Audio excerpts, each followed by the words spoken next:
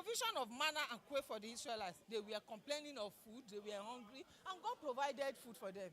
Quail, they were falling on the floor. You know the way snow used to fall. And quail was dropping, and they were like, what is this? They were even marveled. It was Moses that was telling them that you were hungry now, and God has provided food for you. And they ate and ate. Praise the Lord. Another one, water from the rock. They were thirsty. Same complaining and grumbling. And the water was provided from the rock. God just told Moses, hit the rock with the rod. Twice, and the water, they ate, and even their animal, their beasts that they took from the Egypt, every one of them, they were satisfied. And sun and moon suspension. You remember the battle with the Israelites and the battle that Joshua led. It was when he discovered that this battle will last for a longer period. It suspended the nature.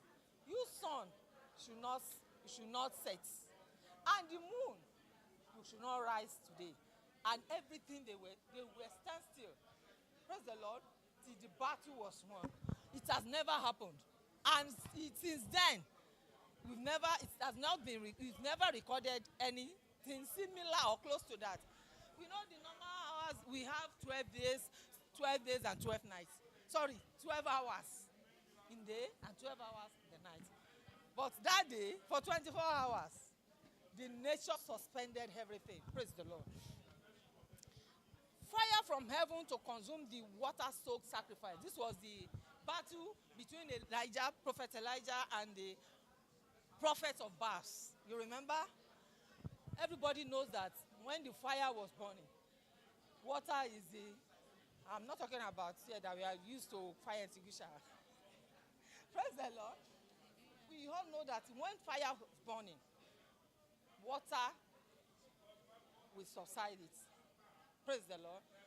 But the nature turned the situation around. He said, Elijah challenged them, soak your tar with water and call fire. And they did everything that they caught themselves. This is with all the they cannot. Their God refused to answer. And Elijah repaired the altar. Put enough water. So that it won't be as if maybe the water has dried before you called. And he called God that's answered by fire. And fire burned everywhere. That's the miracle that has been recorded in the Old Testament. Even the Daniel's deliverance in the den of lion. Praise the Lord. The lion, everybody knows that lion fed on human being. They feed on human being. They treat Daniel. They were just playing with Daniel. Because the lion of the tribe of Judah knows that his child was with him. The same day that when the king that was even an unbeliever came out, said, Daniel, was your God able to deliver you? And he said, here I am, king. I'm okay. And he came out. And God said, all the enemies that conspired against him, okay, you two go and try what Daniel has tried. And let's know the real God.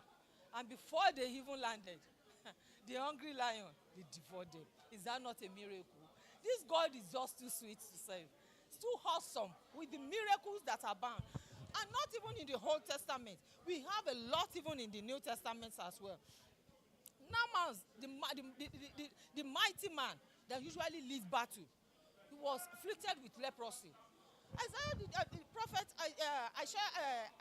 not even come out to lay hands. Just said, go and dip yourself 7 times in River Jordan. Hello?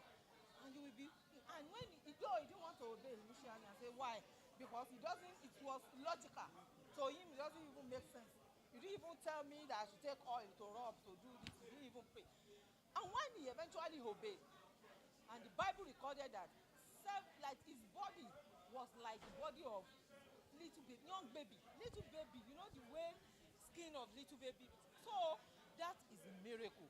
Because God wants to prove himself to him. Praise the Lord. Miracles in the New Testament are performed through human intermediaries like me and you. You will visit pastors, you will visit prophets and say, but Sabola even tells me that, please, this is, and if we agree in prayer,